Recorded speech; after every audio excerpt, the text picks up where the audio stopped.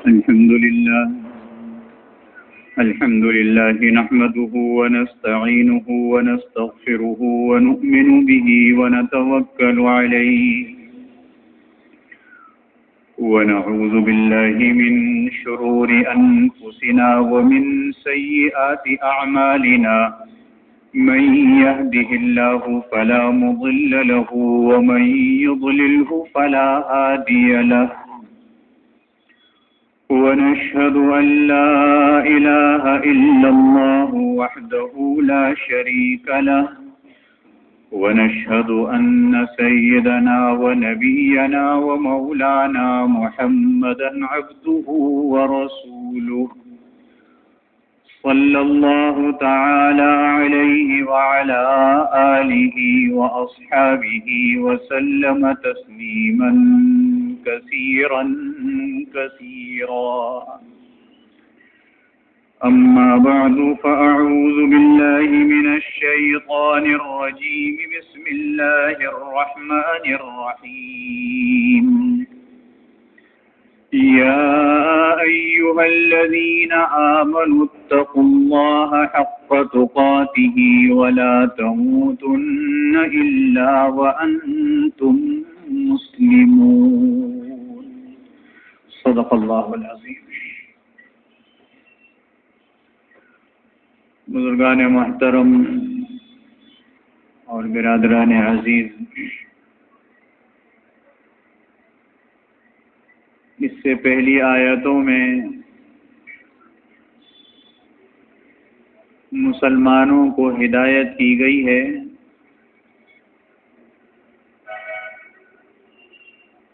کہ وہ کسی ایسی جماعت اور ایسے افراد کی بات کو نہ مانیں جو آپ کی شریعت کے خلاف ہو.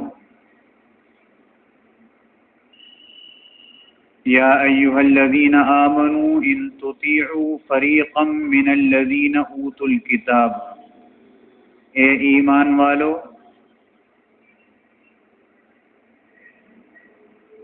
اہل کتاب میں سے بعض وہ لوگ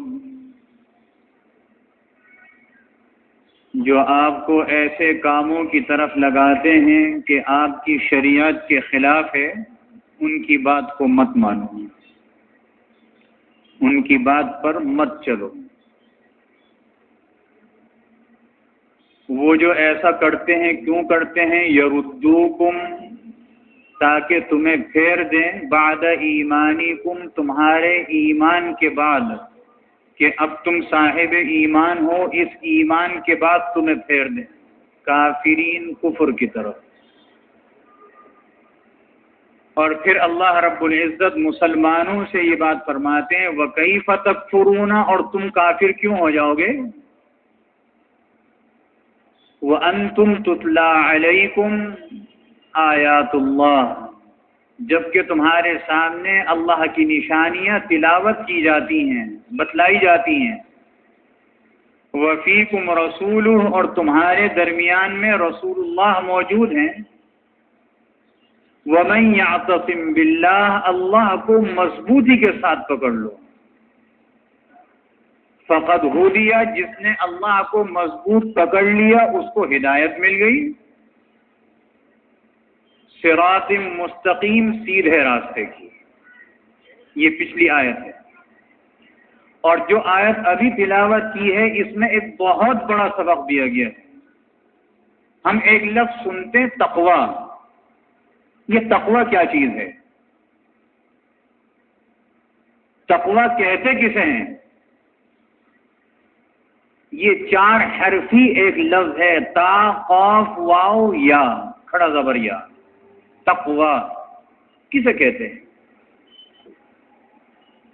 اس کی اہمیت اور اس کا فائدہ کیا ہے؟ اللہ رب العزت فرما رہے ہیں یا ایھا الذین آمنوا، اے ایمان والو، اتقوا اللہ، اللہ سے ڈرو، تقوی اختیار کرو. لیکن کیسا تقوی؟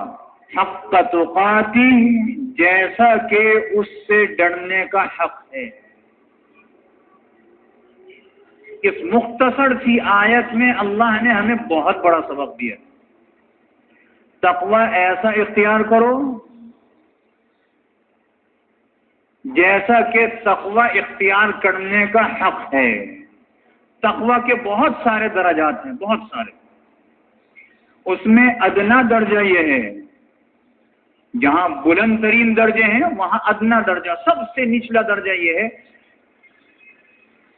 کہ اللہ رب العزت کی عبادت کرے، اس کو ہی معبود سمجھے، اس کے ساتھ کسی کو شریک نہ کرے. شیطان اور اس کے قدموں پر چلنے والے جتنے فتنے ہیں ان سب سے بچے. یہ ادنا درجہ ہے. اگر یہ ادنا درجہ ہمیں میسر آ گیا تو امید ہے کہ اللہ رب العزت نجات عطا فرما دیں گے اس ادنا درجے پر. اور اس کا اعلیٰ درجہ یہ ہے کہ اعمال ایمان کے ساتھ اعمال حسنہ کو اختیار کریں. سب سے اعلیٰ انتہائی درجہ، اوپر کا درجہ. اللہ نے صاحب ایمان بنایا، یہ اس کا احسان ہے. ہم سب صاحب ایمان ہیں. اس ایمان کے ساتھ اعمال حسنہ، ایسے اعمال جو اچھے اعمال ہیں ان کو اختیار کریں. ادنا درجہ بھی بتا دیا، اعلیٰ درجہ بھی بتا دیا. حضرت عبداللہ ابن مسعود رضی اللہ عنہ فرماتے ہیں، حق تقاتی کسے کہتے ہیں؟ حق تقاتی ہی کی تفسیر فرماتے ہیں. حق تقاتی ہی یہ ہے کہ اللہ کی اطاعت کرے، نافرمانی نہ کرے. نمبر 2، اللہ کی نعمتوں پر شکر کرے، ناشکری نہ کرے، کفران نعمت نہ کرے. نمبر 3، اللہ کو یاد کرے، اس کی یاد سے غافل نہ ہو. 3 چیزیں فرمائی ہیں. یہ 3 چیزیں کرنے کی، 3 چیزیں نہ کرنے کی. یہ جس کے اندر آ گئی حق تقاتی، اس نے اللہ سے ڈرنے کا حق ادا کر لیا.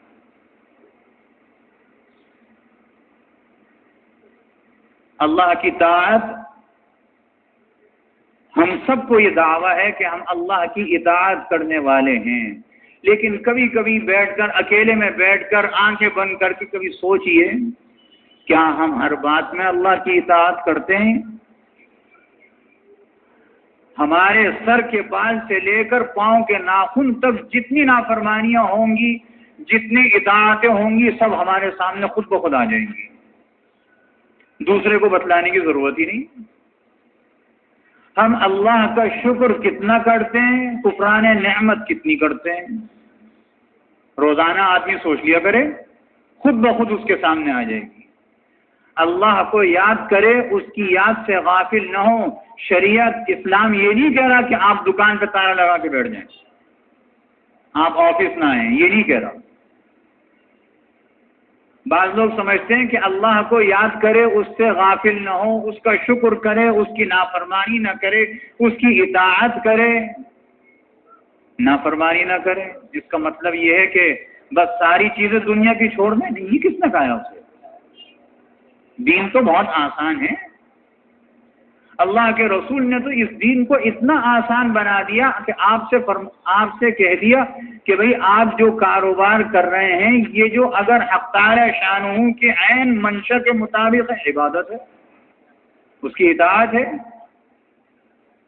آپ سود میں ملوث نہیں ہیں، اطاعت ہے. آپ جہاں سود میں ملوث ہو گئے، اطاعت ختم ہو گئی. آپ اللہ کی نعمتوں کا شکر کر رہے ہیں، آپ کو اتنی نعمتیں مل رہی ہیں. دیکھیے، ایک چھوٹی سی چیز ہے نا، چھینک کا آنا، اور آپ طبی اطباء سے معلوم کریں، ڈاکٹروں سے معلوم کریں کہ اس چھینک کے آنے سے کتنا فائدہ ہوتا ہے. اور آپ خود بھی محسوس کریں، ایک دفعہ چھینک آتی ہے، انسان کی طبیعت ہلکی ہو جاتی ہے. کتنی بڑی نعمت ہے. اس چھینک کے آنے پر کیا وظیفہ بتلایا حضور علیہ الصلوۃ والسلام نے؟ الحمدللہ. ایک ایسی چیز پر الحمدللہ بتلایا کہ اگر یہ نہ آتی، آپ کا جسم کا اندرونی حصہ بوجھل ہوتا رہتا، آپ کی طبیعت میں نشاط پیدا نہ ہوتا، اور جب نشاط پیدا نہیں ہوتا تو کیسے آپ اللہ کا شکر کرتے؟ یہ نشاط پیدا ہو گیا، طبیعت ہلکی ہو گئی، بوجھل ختم ہو گیا، اللہ کا شکر ہو گیا، الحمدللہ۔ عبادت تو ہے یہ، اس میں کون سا آپ کے 5-10 منٹ اور 15 منٹ اور گھنٹے لگ رہے ہیں، معمولی سا ہے، الحمدللہ کہنے کی عادت بنا لیں۔ ابو داؤد شریف کی حدیث میں آتا ہے کہ جس کو چھینک آئے وہ الحمدللہ علی کل حال یہ پڑھا کریں۔ حضور علیہ الصلوۃ والسلام ارشاد فرما رہے ہیں الحمدللہ تو ہے ہی مختصر، اضافی چیز بتلا رہے ہیں کہ الحمدللہ علی کل حال، جو اس کو پڑھ لے گا اس کو ذات میں کبھی تکلیف نہیں ہوگی۔ کتنا مختصر نسخہ ہے نا، اور کون بتلا رہے ہیں؟ طبیب اعظم جناب رسول اللہ صلی اللہ علیہ وسلم۔ ہم معمول بنا لیں نا اسے، الحمدللہ کہا، چھینک آنے پر اس کا حق ادا ہو گیا۔ اگر ویسے حضور علیہ الصلوۃ والسلام کے اس بتلائے ہوئے کلمے کو نہ پڑھتے، اپنی طرف سے شکر کرتے رہتے، 24 گھنٹے بھی شکر کر لیتے تو شکر کا حق ادا نہ ہوتا، لیکن الحمدللہ کہنے سے شکر کا حق ادا ہو گیا۔ جس نے الحمدللہ کو سنا، میں نے اتنی آواز سے کہا الحمدللہ کو دوسرا بیٹھا ہوا تھا برابر میں، اس نے سن لیا، تو حضور علیہ الصلوۃ والسلام نے فرمایا اس کے اوپر حق ہے کہ کہے یرحمکم اللہ۔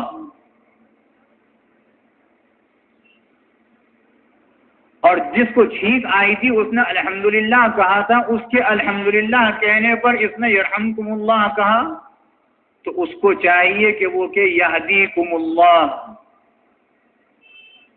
اللہ تجھے ہدایت دے۔ اللہ اکبر۔ آج کسی شخص کو یہ کہہ دیں کہ اللہ تجھے ہدایت دے، سمجھتا ہے مجھے گالی دے دی۔ یہ ہے نا ہمارے، آپ کسی کو دعا دے دیں اللہ تجھے ہدایت دے، سمجھتا ہے کہ میں تو بہت ہی برا آدمی تھا، اللہ نے اس نے مجھے یہ بد دعا دے دی، گالی دے دی۔ نہیں، یہ تو بہت بڑی دعا ہے، جبھی تو نماز میں اس کو رکھا گیا اہدنا الصراط المستقیم، اللہ ہمیں ہدایت دے دے صراط مستقیم کی، راستہ سجھا دے صراط مستقیم کا۔ شکر کیسا؟ آپ کھانا کھاتے ہیں، کھانا کھانے کے بعد وہ اجزاء آپ کے جسم میں جاتے ہیں، وہ آپ کا جزو بدن بنیں گے، بدن کا حصہ بنیں گے، کوئی خون کا حصہ بن جائے گا، کوئی گوشت کا حصہ بن جائے گا۔ اللہ رب العزت، آپ کھانا کھا رہے ہیں، لقمہ لے رہے ہیں، اس لقمے میں جو جو اجزاء ہیں اللہ اس کو الگ کر رہا ہے، حلق سے اترتے ہی الگ ہو رہا ہے۔ خون کا حصہ خون میں چلے جاتا ہے، گوشت کا حصہ گوشت میں آ جاتا ہے، ہڈی کا حصہ ہڈی میں چلا جاتا ہے۔ پتہ نہیں کتنا بڑا نظام ہوگا اللہ کا، یہ ہمارے 6 فٹ کے بدن میں۔ ابھی یہ اجزاء جب بنیں گے، ابھی ہم کھانا کھا کے فارغ ہوئے، اس کا شکر ادا کریں جو ہم نے نیوالے کھائے ہیں، جو ہم نے لقمے بنا کے کھائے ہیں، یہ آپ کے گھر میں پیدا نہیں ہوا تھا۔ اگر آپ آنکھیں بند کر کے سوچیں تو پتہ چلے گا کہ ایک دنیا کے فلانی زمین کا خطہ وہاں پر گیہوں پیدا ہوا تھا۔ گیہوں کیسے پیدا ہوا تھا؟ بنجر زمین کی اللہ نے آسمان سے پانی برسایا تھا، زمین زندہ ہوئے۔ قرآن میں اللہ فرما رہا ہے میں پانی برساتا ہوں، مردہ زمین زندہ ہو جاتی ہے۔ جب وہ پیدا ہوا پھر اس کی کٹائی ہوئی، کٹائی ہونے کے بعد وہ کھیتوں سے مارکیٹ میں گیا، اس بڑی مارکیٹ سے چھوٹی مارکیٹ میں آیا، آپ نے جا کر وہاں سے اس کو خریدا، خریدنے کے بعد اس کو پسوایا یا اس نے پیس کر بیچا، آپ اس کو تھیلے میں لے کر گھر لے کے آ رہے ہیں، اور گھر میں آ کے بیگم صاحبہ اس کا آٹا گونتی ہیں، آٹا گوننے کے بعد روٹی پکاتی ہیں، توا کتنا گرم، آگ کتنی گرم، ساری گرمی برداشت کر کے آپ کی خدمت پر۔ جب وہ روٹی کا پوری روٹی آپ کے سامنے آتی ہے، آپ اس کو توڑتے ہیں، توڑنے کے بعد اس کو کھاتے ہیں، کتنی ساری منزلوں سے گزرا، آپ کر سکتے تھے گھر میں یہ کام؟ جب سارا کھانا کھا لیا تو کہا الحمدللہ، شکر اس کا ہے جو اللہ ہے، میرا رب ہے، اس کا شکر کرو، ناشکری مت کرو۔ آپ اپنی پوری زندگی میں دکان کھولنے کے بعد شام کو جب آپ اٹھتے ہیں اس کا کتنا شکر ہے، آپ کو وہم و گمان نہیں ہوتا اللہ کدھر کدھر سے آپ کو روزی عطا فرماتا ہے۔ جب دکان کھولی تھی صبح کچھ نہیں پتا تھا، دکان بند کر رہے ہیں، کتنا بڑا شکر ہے کہ آپ کو روزی مل گئی۔ اور اللہ رب العزت ایک آدمی کے دل میں یہ بات ڈالنا ہے فلانے کے پاس جاؤ اس سے لے کر کے آؤ۔ پوری دنیا میں دکانیں کھلی ہوئی ہیں، ہر آدمی آ رہا ہے، ہر ایک کے پاس آ رہا ہے، کسی کے پاس حصہ کم ہے، کسی کے پاس زیادہ ہے، آپ سب کے پاس رہے ہیں، آپ کو روزی مل رہی ہے، آپ اس سے اپنا گھر چلا رہے ہیں۔ کس بات کا آپ شکر نہیں کریں گے؟ ہر بات کا شکر کرنا پڑے گا۔ آپ کے اندر کوئی صلاحیت نہیں تھی، یہ سب اللہ رب العزت کے دیے ہوئے نعمتیں ہیں، تو نعمتوں کا شکر کرو۔ نعمتوں کا شکر ہوگا، اس کا خود بخود ذکر بھی ہو جائے گا، ہم اللہ کو یاد کریں گے۔ یہ کسی نے نہیں کہا شریعت میں کہ جی اپنی دکانوں کو تاڑ لگاؤ، گھر میں بیٹھ جاؤ پھر اللہ کو یاد کرو، نہیں، ہر وقت جو کام ہو جائے معمولی سے الفاظ شکر کے ہیں سارے۔ تو حضرت عبداللہ ابن مسعود رضی اللہ عنہ فرماتے ہیں کہ عبادت کرے، طاعت کرے، نافرمانی نہ کرے، شکر کرے، ناشکری نہ کرے، اور اللہ کی یاد کرے، اس کی یاد سے غافل نہ ہو، جس کے اندر یہ صلاحیتیں پیدا ہو گئیں، حق تقاتی، تقوی ایسا اختیار کرو جیسا کہ اس کا حق ہے، یہ اس کا حق ہے۔ اور حضرت عبداللہ ابن عباس رضی اللہ عنہما فرماتے ہیں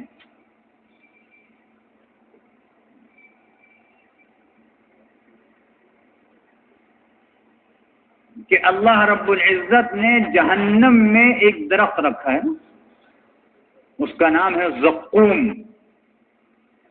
اس زقوم کے درخت پر جو پھل ہے، اس کے پھل میں سے ایک قطرہ اگر اللہ رب العزت آسمان سے زمین پر ٹپکا دے تو اس زمین میں ساری معیشت ختم ہو جائے گی، آدمی اس دنیا کی کسی چیز سے مستفید نہیں ہو سکتا، اتنی اس میں کڑواہٹ اور اتنی اس میں بدبو ہے، ساری دنیا سڑ جائے اس کی بدبو سے۔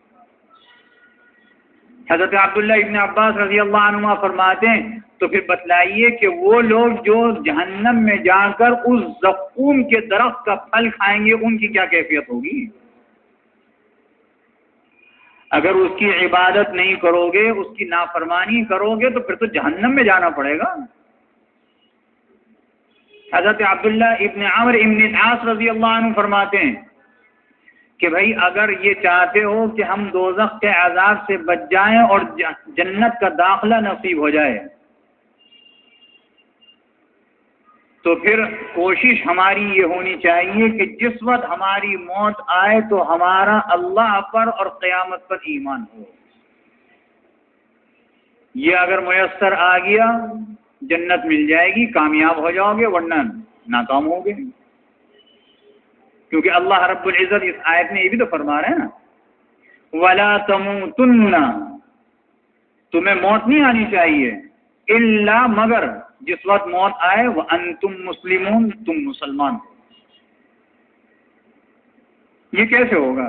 آدمی کے یہ تو غیر اختیاری چیز ہے، موت کا آنا غیر اختیاری ہے، آدمی خود چاہے میں مر جاؤں نہیں مر سکتا، اور موت کے وقت کی کیفیت کیا ہو یہ نہیں پتا،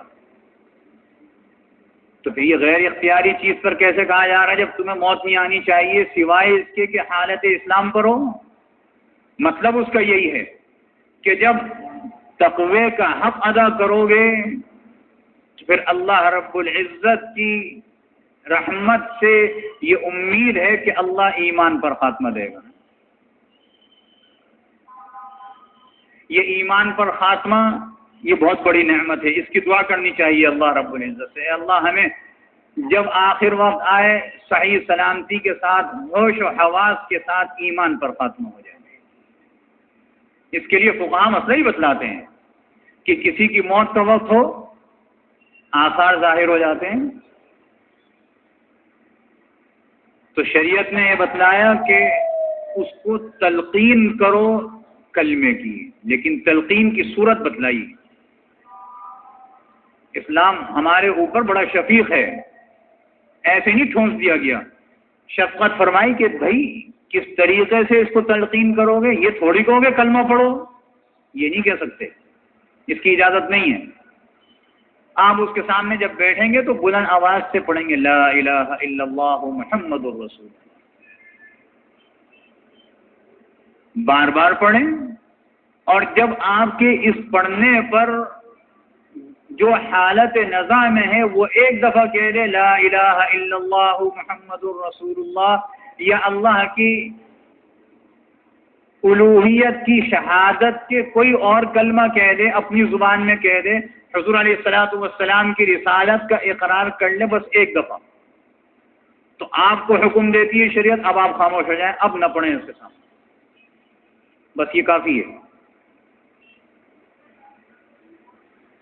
ہمارا کیا حال ہے، ہم اس کے سامنے اگر بیٹھیں تو ایک تو بار بار پڑھیں گے، اس نے پڑھ لیا پھر پڑھیں گے، غلط ہے۔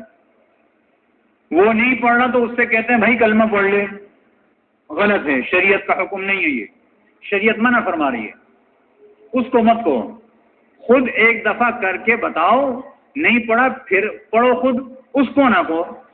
تمہارے کہنے پر اس نے پڑھ لیا، اس کے پڑھنے کی آواز بھی نہیں آئی، صرف ہونٹ ہلتے ہوئے محسوس ہوئے لا الہ الا اللہ محمد رسول اللہ، آپ نے سمجھ لیا کلمہ پڑھ لیا، آپ پھر خاموش ہو جائیں۔ کیوں؟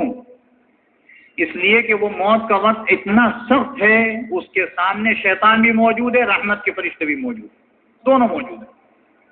شیطان اپنی طرف دعوت دے رہا ہے، رحمت کے فرشتے بتلا رہے ہیں یہ تمہارا دشمن ہے، بڑا سخت وقت ہے۔ ایک دفعہ پڑھنا شریعت کافی کہتی بس ٹھیک ہے ایک دفعہ پڑھ لیا، اب آپ خاموش ہو جائیں، آگے اس کی تو جنگ و جدال ہو رہی ہے نا شیطان سے، شریعت یہ کہتی ہے۔ تو کبھی کسی ایسے کے سامنے جائیں تو اس طریقے سے تلقین ہو، اس نے پڑھ لیا تو خاموش ہو جائیں، اس سے زبان سے نہ کہیں کہ وہ پڑھے، لیکن ہمارا خاتمہ ایمان پر، اس کی اسی طریقے سے کوشش ہو سکتی ہے جب ہم حق تقاتہ پر عمل کریں، اس پر عمل ہوگا ضرور ضرور انشاءاللہ اللہ رب العزت ایمان پر خاتمہ فرمائے گا۔ اور بھائی اگر ہم اس سے غافل ہوں گے تو ہمارا خاتمہ کیسا ہو اللہ ہی جانے۔ اللہ نے ایک نسخہ بتلا دیا نا حق تقاتہ، کتنا عجیب نسخہ ہے، اس پر عمل ہو جائے گا، صحابہ کرام علیہم الرضوان فرماتے ہیں کہ بس اس کا جنت میں داخلہ ہو جائے گا۔ یہ اس آیت کا ترجمہ اور اس کی تشریح تھی، باقی انشاءاللہ آئندہ جمعہ عرض کیا جائے گا۔ اللہ رب العزت ہم سب کو عمل کی توفیق عطا فرمائے اور ہمارے خاتمہ بالخیر فرمائے، جس وقت خاتمہ ہو اس وقت زبان پر کلمہ طیبہ جاری ہو جائے۔ وآخر دعوانا الحمدللہ رب العالمین۔